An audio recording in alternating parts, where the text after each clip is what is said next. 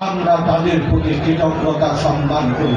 আমরা বাংলাদেশের পরিবহন শ্রমিকেরা আমরা ঐক্যবদ্ধ হওয়ার জন্য আমাদের যে বিঘোষিত নীতি ঘোষণা করেছিলাম, যার যার দল চার তার সড়ক পরিবহন শ্রমিক এক কাতার, দলের ঊর্ধ্বে মোটের ঊর্ধ্বে আমরা পরিবহন শ্রমিককে ঐক্যবদ্ধ রেখেছি।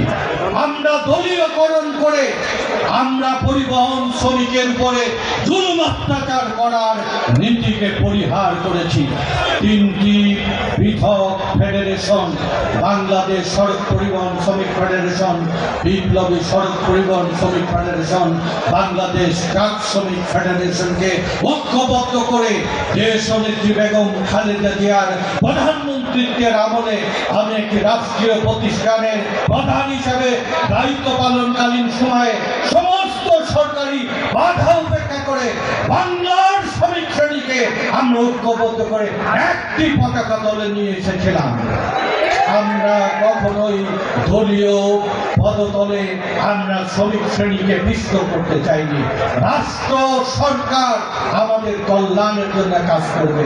আমরা গত 17-18 বছর বাংলাদেশের পরিবহন শ্রমিকের সবচেয়ে যে মর্যাদা প্রাইম শক্তি, আমাদের ধর্মঘট করার অধিকার, আমাদের ধর্মঘট করার অধিকার ভুলিয়ে দিয়ে সরকার এবং ফ্যাসিবাদের দাবেদারে পরিণত করেছিল। এই দাবেদার হওয়ার কারণে নির্বাচিত নেতাদেরকেও চেয়ারে বসতে দেওয়া হয়নি। বাংলাদেশের ব্যবসা বাণিজ্য আমাদের অর্থনীতিকে লুটপাট করে বাংলাদেশকে একটি কলোনিয়াল স্টেটে পরিণত করেছিল, বাংলাদেশের মর্যাদা ভুলুণ্ঠিত করেছিল। আমরা শ্রমিক শ্রেণী নিজেরা ঐক্যবদ্ধ হব, আমাদের অধিকার আদায় করব। আগামী দিনে তেমন একটি রাষ্ট্র আমরা দেখতে চাই যে রাষ্ট্রে প্রতিটি মানুষের মর্যাদা থাকবে, যে রাষ্ট্রে শ্রমিক শ্রেণীকে অগ্রাধিকার দেওয়া হবে। ইউরোপ, আমেরিকা, জাপান সহ উন্নত রাষ্ট্রে শ্রমিকের মর্যাদা দেওয়ার মাধ্যমে তারা উন্নত রাষ্ট্র হয়েছে। বাংলাদেশ যদি আগামী দিনে উন্নত মর্যাদাবান রাষ্ট্র হতে চায়, এই সম্পদ সৃষ্টিকারী বাংলাদেশের শ্রমিককে মর্যাদা দিতে হবে। আমি যে তুলনামূলক বিবরণ করলাম, আমাদের বেতন 14,000 টাকা, আর একজনের বেতন প্রায় 3 লাখ টাকা। এই বৈষম্য যারা করে তারা ফ্যাসিবাদের দোষর।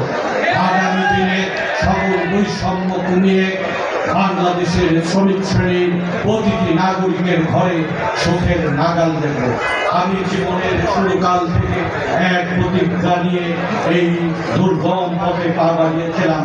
বাংলাদেশের শোষিত বঞ্চিত কৃষক, শ্রমিক, কামার, কুমার, জেলে তাঁতি, মজদুর, মজদুর, সর্বহারা ভাগ্যহত শ্রমিক শ্রেণী যেদিন হাসবে সেদিনই আমরা হাসতে চাই। আমাদের লড়াই সেদিন থামবে যেদিন বাংলাদেশের সকল বৈষম্যের অবসান ঘটিয়ে সকল শ্রমিক শ্রেণীর সাথে আমরা এক কাতারে যেদিন হাসতে পারবো। বাংলাদেশে আগামী রাষ্ট্রে যেন প্রতিটি মানুষের